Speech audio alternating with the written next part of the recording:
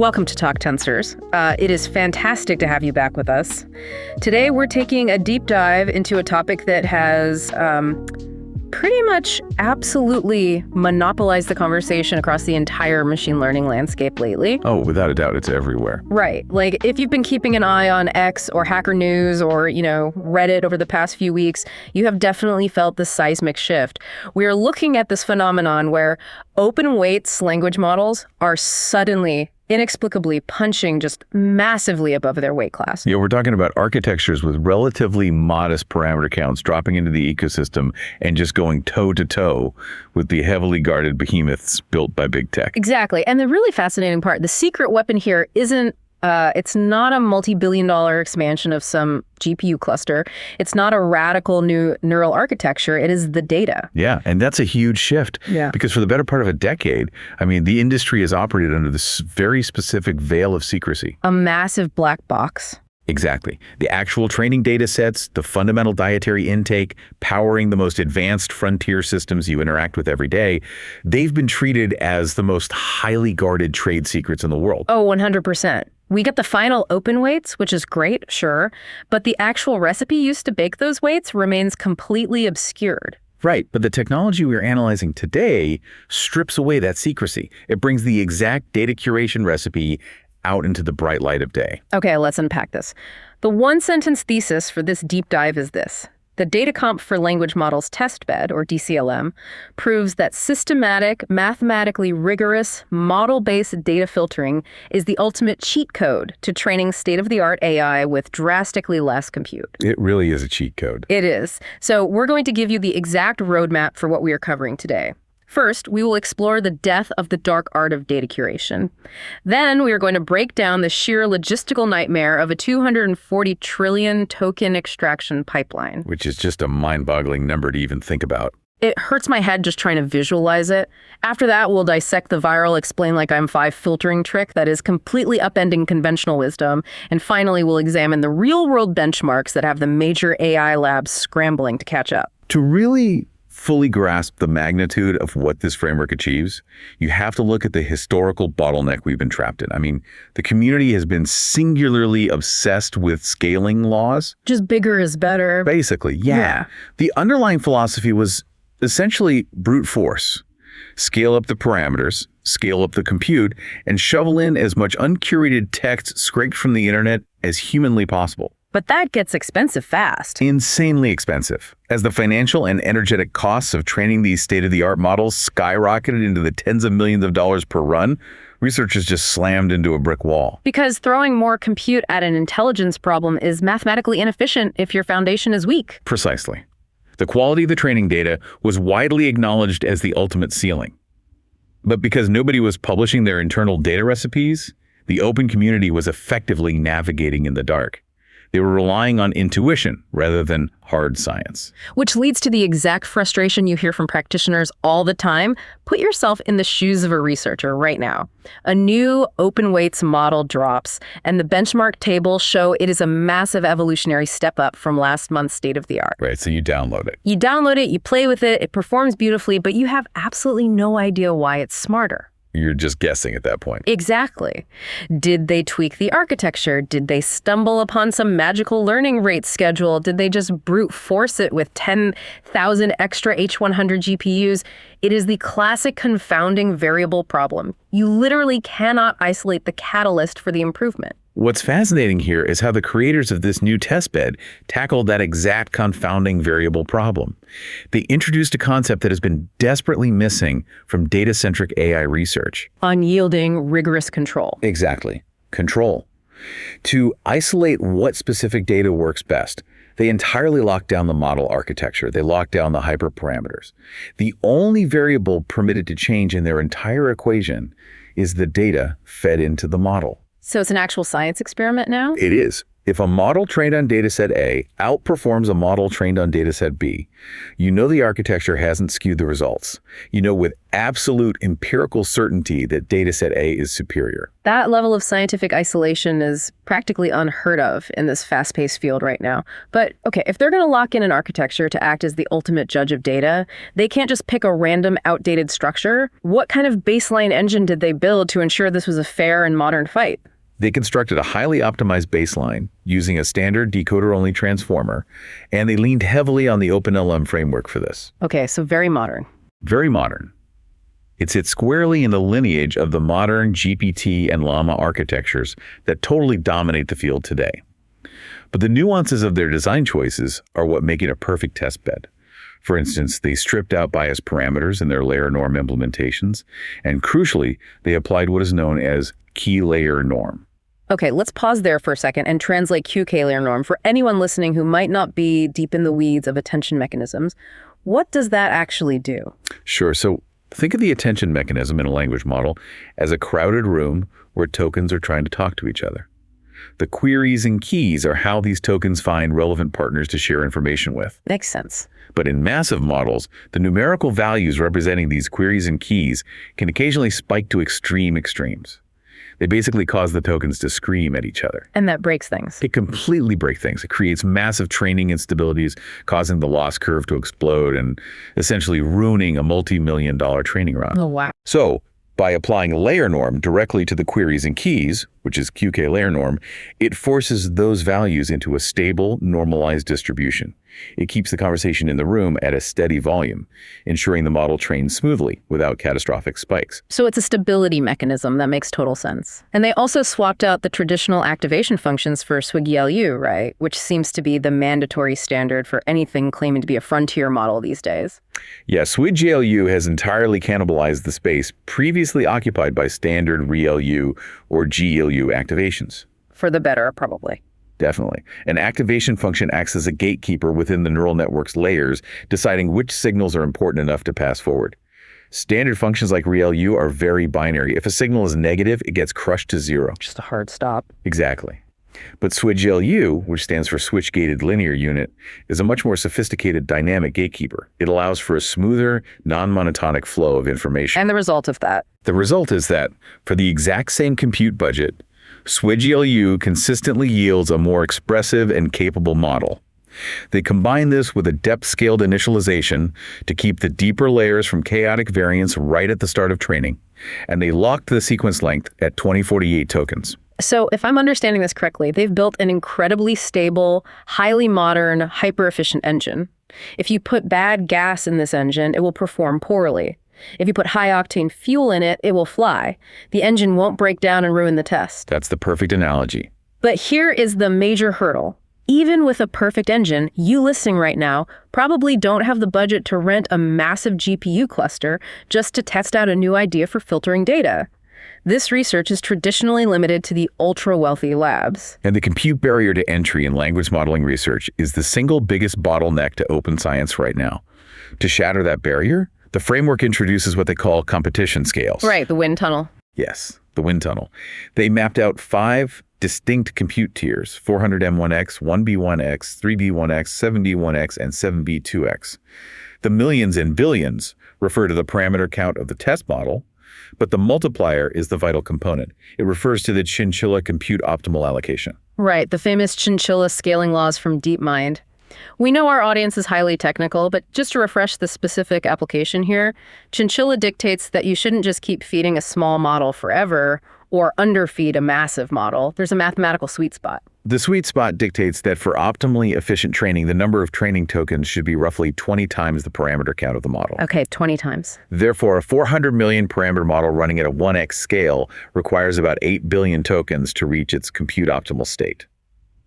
The profound discovery in this framework is that if you take your newly curated dataset, carve out 8 billion tokens, and train this tiny 400M parameter model. Which takes what, barely any time? It takes a mere 26 H100 GPU hours. It's incredibly fast. And the resulting performance perfectly and predictably mirrors how that exact same data strategy will perform when scaled up to a massive 7 billion parameter model. That is just wild. It is literally an AI wind tunnel. Think about it like aerospace engineering.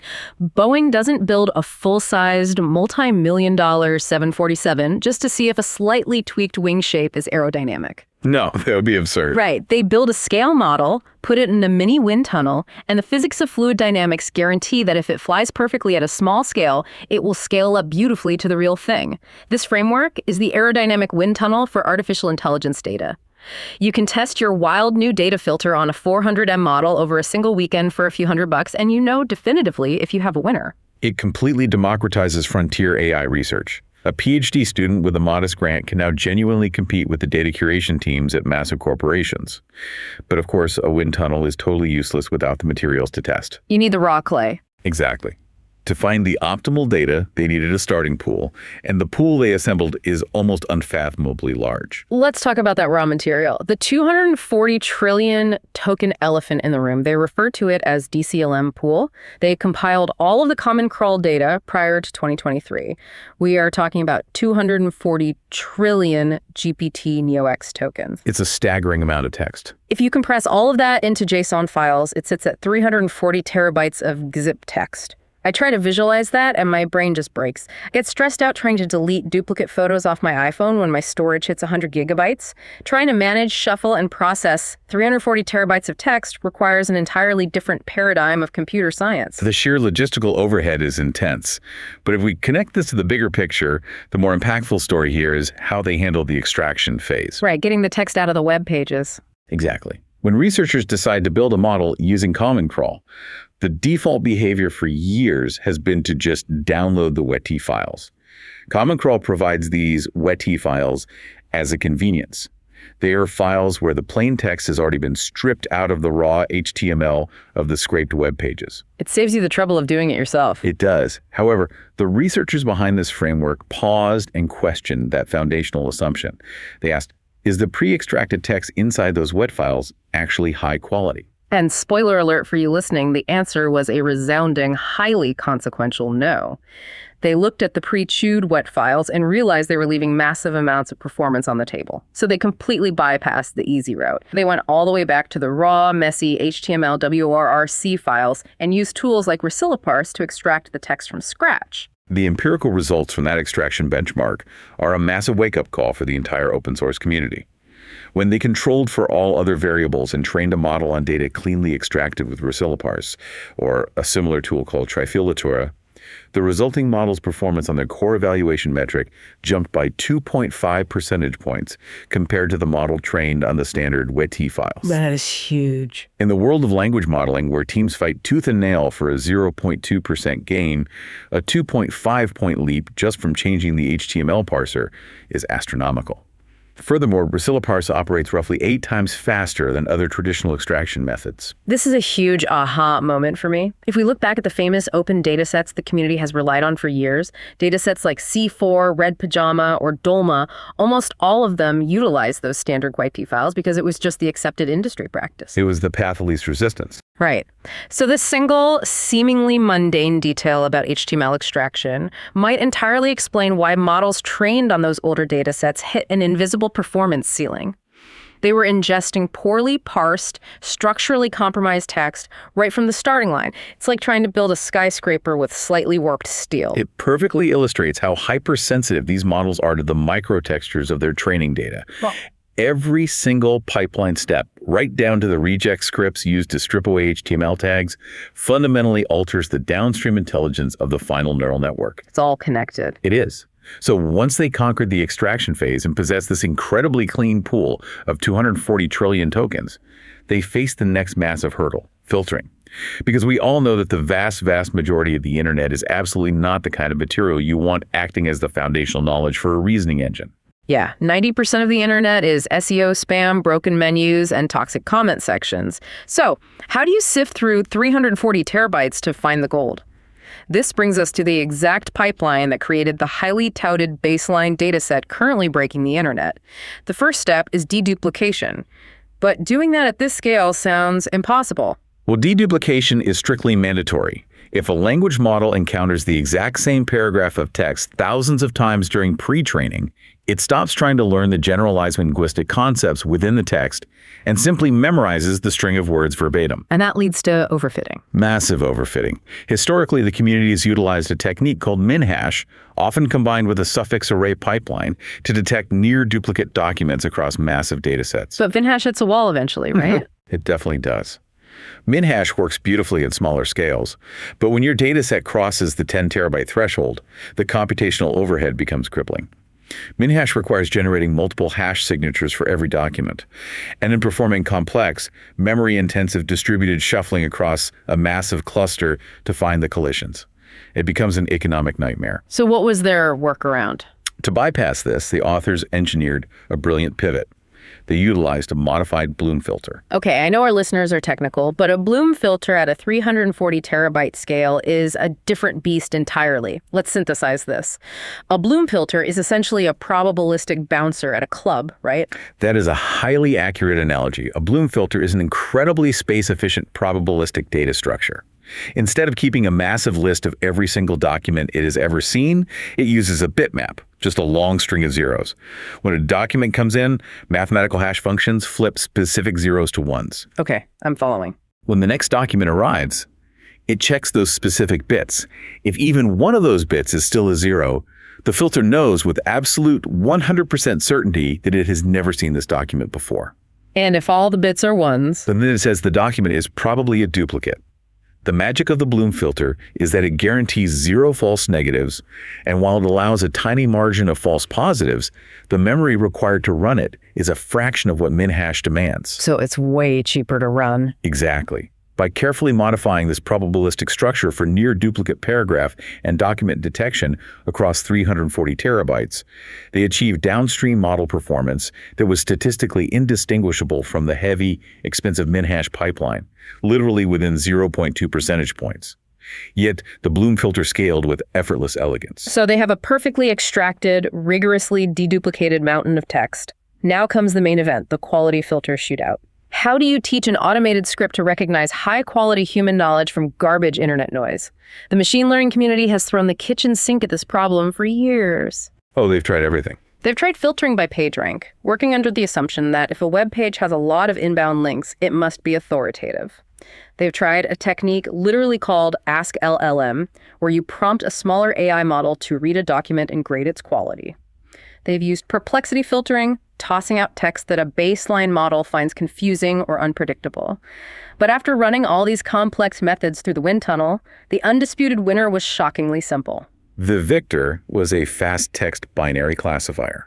For context, FastText is a library developed quite a few years ago by Facebook's AI Research Lab.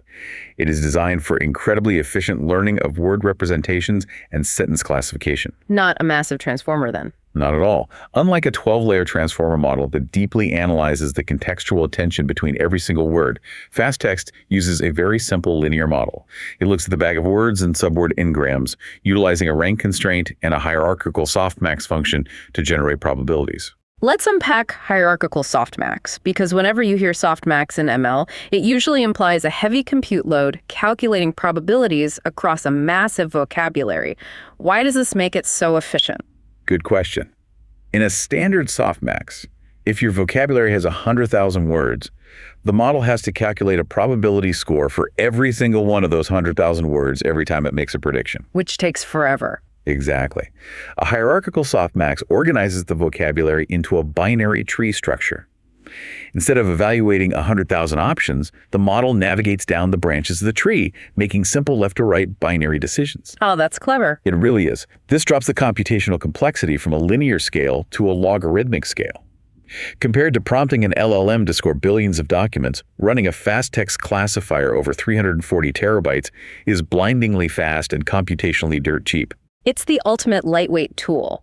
But the architecture of fast text isn't the real secret sauce here, is it? It's how they trained it. To train a binary classifier, you need a pile of negative examples, the garbage you want it to reject, and a pile of positive reference examples, the gold standard you want it to hunt for. The negative examples were just a random, messy sample of the raw web. But what was the positive data? Because traditionally, the industry standard since the GPT-3 paper has been to use Wikipedia or published books. You train the filter to find text that sounds like an encyclopedia. And the departure from that traditional Wikipedia-centric approach is the core innovation of this entire framework. They eschewed traditional academic or encyclopedic text entirely. They just threw it out. Completely. Instead, they constructed their positive reference data using a blend of two very specific sources. OpenHermes 2.5, which is a massive data set of high-quality, instruction-formatted conversational data, and they deeply mix that with highly rated posts scraped from the Reddit community, explain like I'm 5, commonly known as ELI-5. Let's really pause and absorb the magnitude of that. The absolute best way to train a massive, hyper-intelligent, state-of-the-art AI is not to feed it dense, convoluted academic jargon.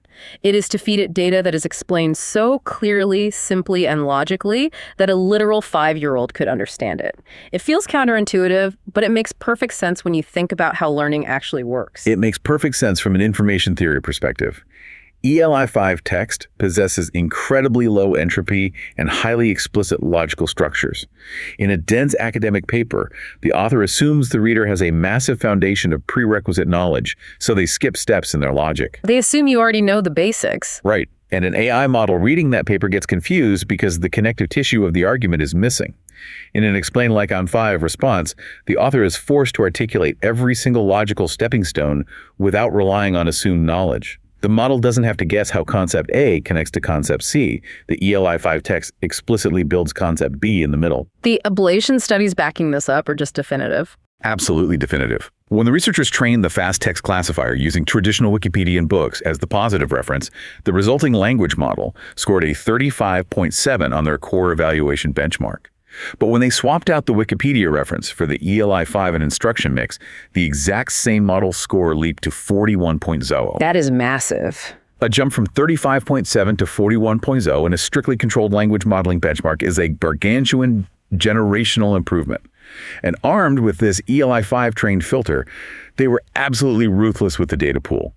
They scored the entire 240 trillion token dataset, and they only kept the top 10%. They intentionally threw 90% of the internet into the incinerator. Okay, I have to play devil's advocate here, throwing away 90% of the web. When I hear that, a massive alarm bell goes off. Aren't we lobotomizing the model? If you only keep text that is written simply and clearly, how do we know we aren't throwing away crucial niche knowledge, edge case facts, or highly complex domain expertise just because the author didn't format it like a kindergarten lesson? It is the most valid concern you can raise, and it gets to the heart of what pre-training a language model actually accomplishes. We have to separate knowledge retrieval from reasoning capability. Okay, define that for us. The goal of the pre-training phase isn't to create a flawless database of every obscure fact on the internet. That is what retrieval augmented generation, or RAG, is for. The goal of pre-training is to build a robust reasoning engine that fundamentally understands the structure of logic, language, and deduction. So it's about learning how to think, not what to think. Exactly. By saturating the model with 3.8 trillion tokens of perfect, explicit logic via the ELI-5 filter, you build a much stronger reasoning engine. The model might miss out on a poorly formatted, obscure forum post about 14th century pottery, but its overall ability to synthesize information and solve problems skyrockets. It shatters the enduring myth that massive volume can compensate for poor quality. Better data is better.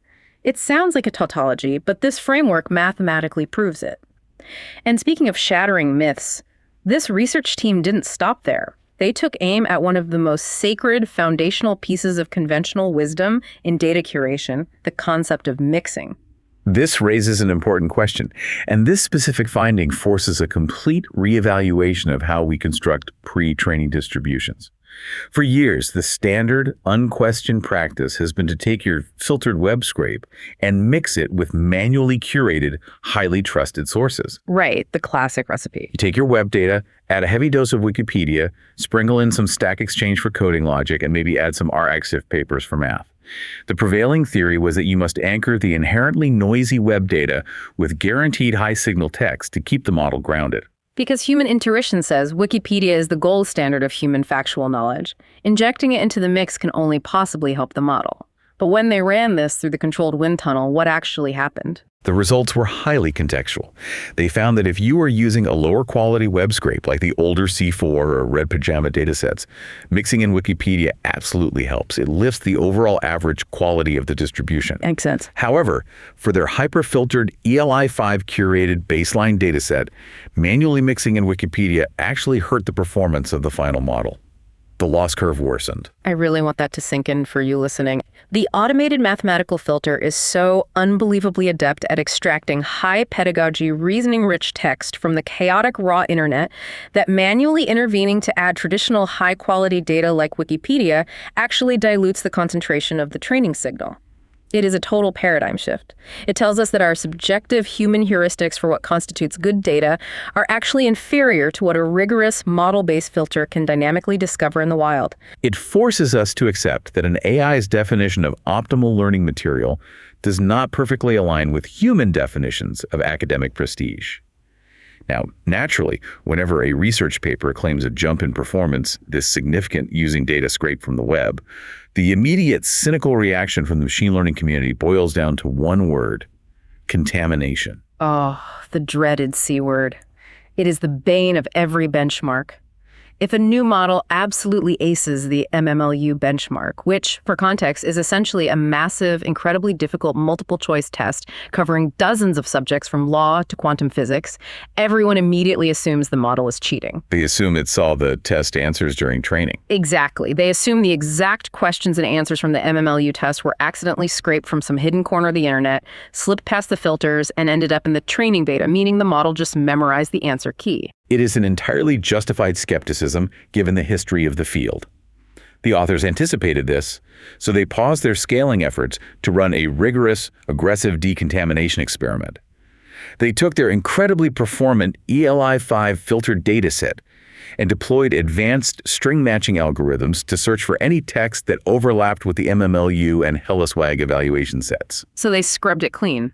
They systematically ripped out any overlapping data, guaranteeing that the model could not have memorized the specific questions or options.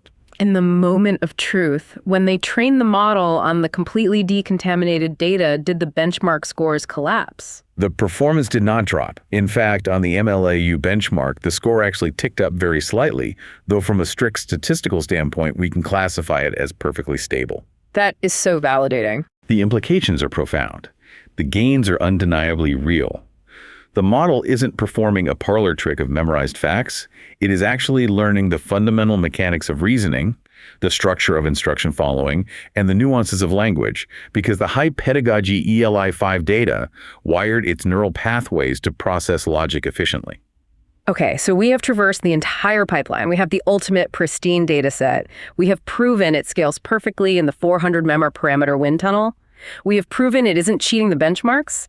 Now we reach the final boss of this deep dive, scaling this technology out of the laboratory and into trillion-token reality. Because running scale models in a wind tunnel is fascinating science, but eventually you have to build the airplane and fly it. Precisely. For the grand finale, they committed the compute resources to scale up to a full 7 billion parameter architecture and trained it on a massive corpus of roughly 2.5 to 2.6 trillion tokens. However, to ensure this model was broadly useful for complex real-world applications and not just a phenomenal conversationalist, they had to make some very specific domain-targeted modifications to the final training mix. Right, because while reading beautifully simplified ELI-5 explanations about how black holes work will make the model fantastic at general reasoning, reading Reddit won't necessarily teach a 7B model how to write flawless Python scripts or solve complex calculus theorems. Exactly. To bridge that domain gap, they took 3.8 trillion tokens of their ultra-filtered baseline data and strategically mixed it with two highly specialized datasets. StarCoder, which provides an enormous volume of high-quality, syntactically correct code, and ProofPile 2, which injects dense, rigorous mathematical text into the distribution.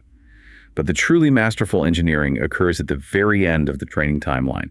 They utilized a highly complex two-stage cooldown phase. I am obsessed with the mechanics of this cooldown phase. It feels like watching a marathon runner execute a perfectly planned final sprint. Walk us through exactly what they did here.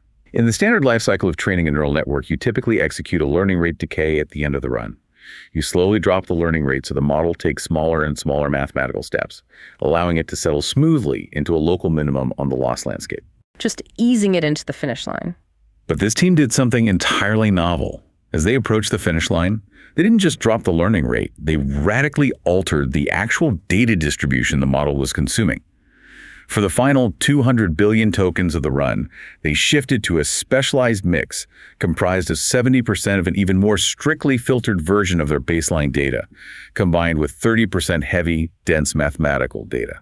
So right at the critical moment, right as the model's brain structure is finalizing and crystallizing its connections, they force it to cram for a final exam made of incredibly high-quality logic and math.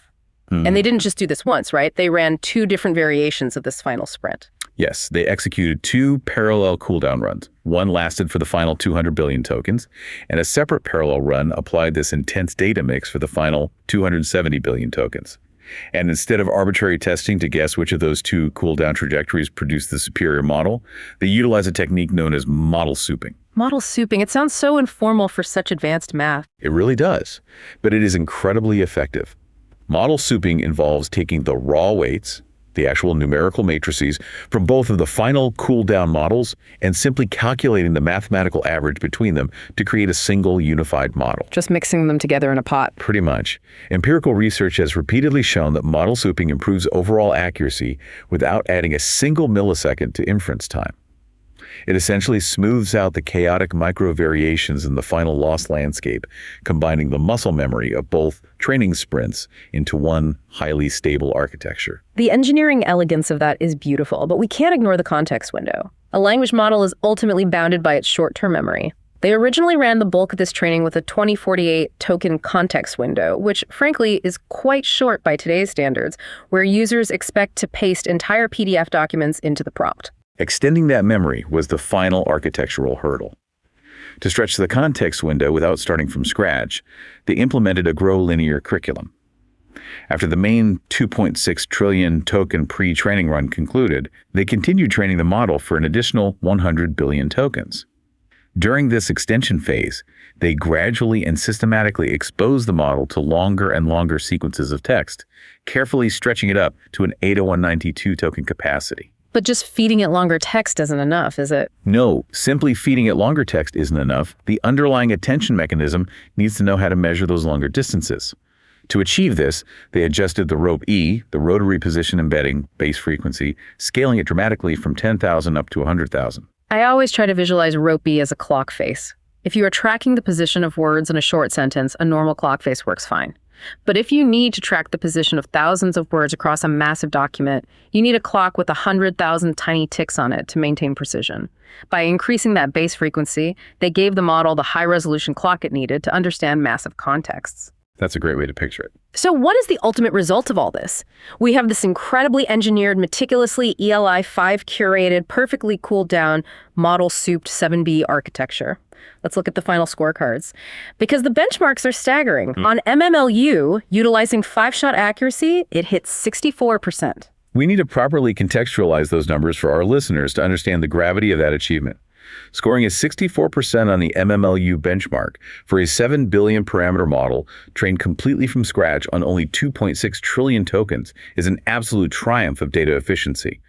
Let's compare it to the open data state-of-the-art model that preceded it, MAP-NEO. This newly curated model destroys MAP-NEO by a massive 6.6 percentage point margin, and it achieves that dominant victory while utilizing roughly 30% less total compute power. Achieving a nearly 7-point gain on MMLU while slashing your compute budget by 40% is practically unheard of in modern ML. It defies the standard scaling laws. And the comparison becomes even more striking when we look at the models where the training data remains hidden, the flagship models from the massive labs. This new 7B model matches the performance of Mistral 7B v0.3, which sits at 63%. More importantly, it stands toe-to-toe with Meta's Llama 3.8B model, which scores at 66%. But here's the critical defining metric. Llama 3.8B was trained on a staggering 15 trillion tokens. This new model achieves comparable frontier-level performance using roughly 6.6 times less compute than Llama 3. It unequivocally, empirically proves that hypercurated data quality can aggressively substitute for raw compute scale. It is the ultimate David and Goliath story. Goliath showed up with an absolute mountain of H100 GPUs and 15 trillion tokens, and David walked onto the battlefield with a highly optimized sniper rifle loaded with ELI-5 data. But as always on Talk Tensors, we have to keep it strictly objective. We cannot just act as cheerleaders. We always want to probe the blind spots. What are the limitations of this testbed? What didn't work perfectly? The authors of the framework are highly transparent about their current limitations.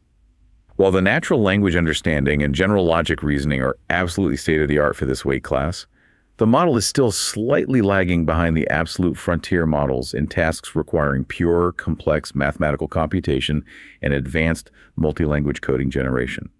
Models like Llama 3 that dedicate an enormous, multi-trillion token percentage of their massive budgets specifically to code and math will naturally retain an edge in those highly specific domains. Which logically tracks. You can only learn so much about Python syntax from reading ELI-5 Reddit threads before you actually need to sit down and read a million enterprise GitHub repositories. Exactly.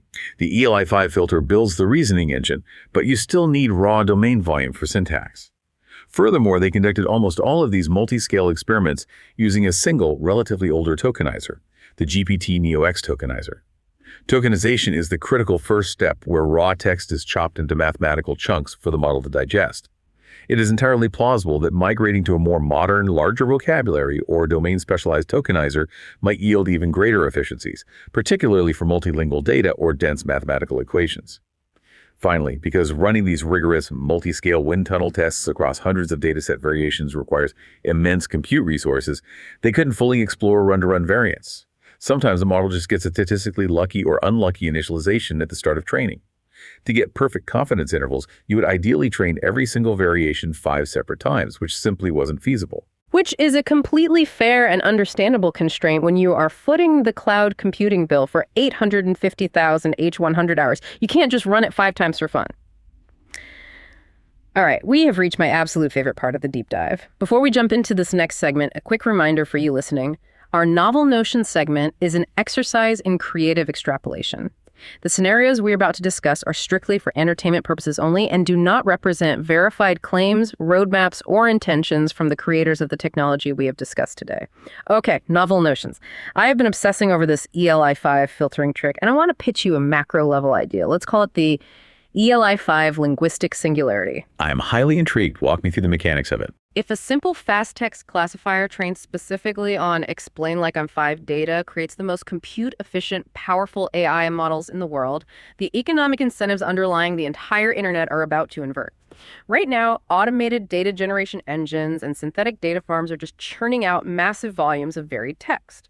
But if the industry collectively realizes that this filtering mechanism brutally discards 90% of the web that isn't structured like pedagogical, simple, instruction-following text, future synthetic data pipelines are going to aggressively adapt. I predict we are going to see massive compute dedicated to explicitly rewriting all existing human knowledge, every dense academic paper, every archaic legal textbook, every impenetrable medical journal, translating it all into ELI-5 formats just to ensure it successfully passes the pre-training filters of the next generation of multi-trillion parameter models. That is a fascinating systemic consequence.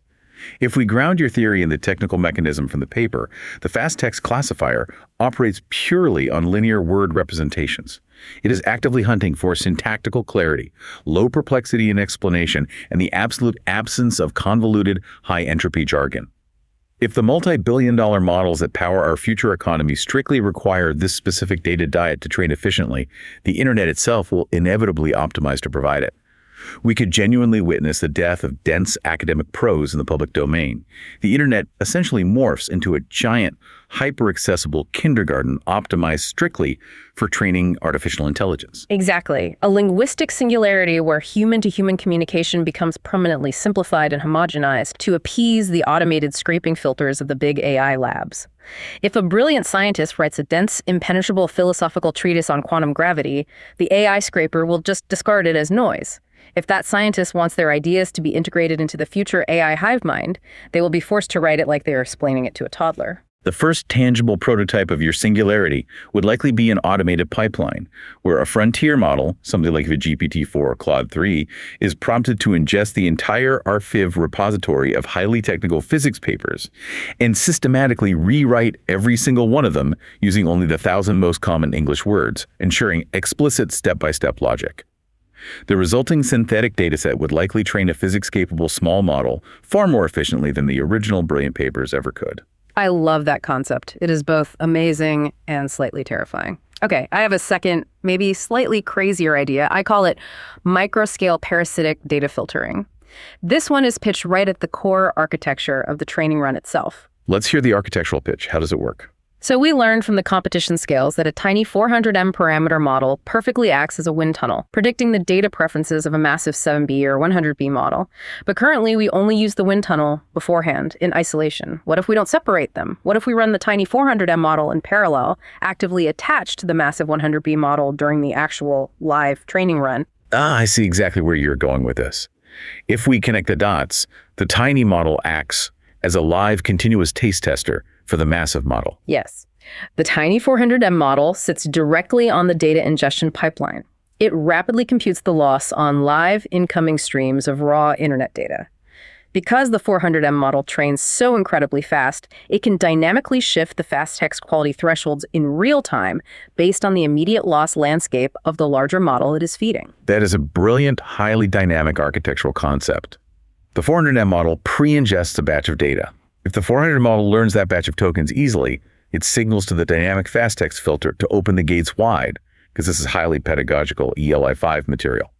But if the massive 100B model hits a sudden training plateau, the parasitic 400 model can rapidly experiment with different mathematical filter thresholds on the fly, finding the exact necessary mix of complexity required to push the 100B model out of its plateau. It creates a self-curating biological-style digestion system for AI training.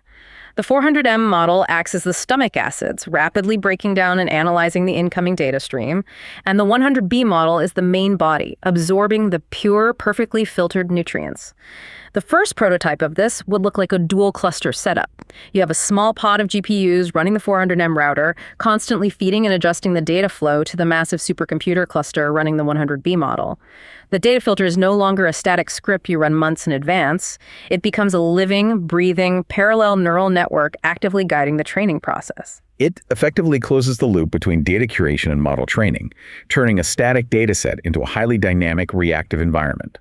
That is a highly plausible, albeit extremely complex, engineering future for these systems as we push toward AGI. And that is what Talk Tensors is all about. Taking the bleeding edge and pushing it one step further. Let's bring the energy back down and summarize what we've learned today. The sheer magnitude of this paradigm shift simply cannot be overstated. We're looking at the definitive end of an era. Data curation and machine learning is no longer about intuition, guesswork, or vibes. It is no longer about human researchers subjectively deciding that Wikipedia is superior and Reddit is inferior.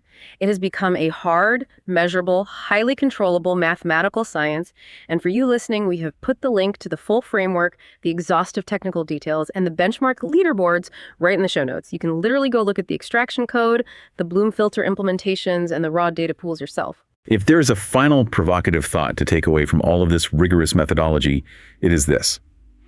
If a remarkably simple, a fast binary classifier in a tiny 400 million parameter testbed can unlock this much explosive, latent intelligence from the messy, chaotic raw text of the internet, what happens when we apply this exact same rigorous, controlled science to multimodal data? What happens when we begin filtering thousands of terabytes of video, spatial audio, and robotic telemetry data with this level of mathematical precision? The text analysis was just the warm-up act. Oh, that is a chilling and incredibly exciting thought. The visual ELI-5 singularity, a world where video is optimized purely for machine comprehension. Thanks for taking this incredible deep dive with us today on Talk Tensors. Keep questioning the data, keep exploring the models, and we will see you in the next one.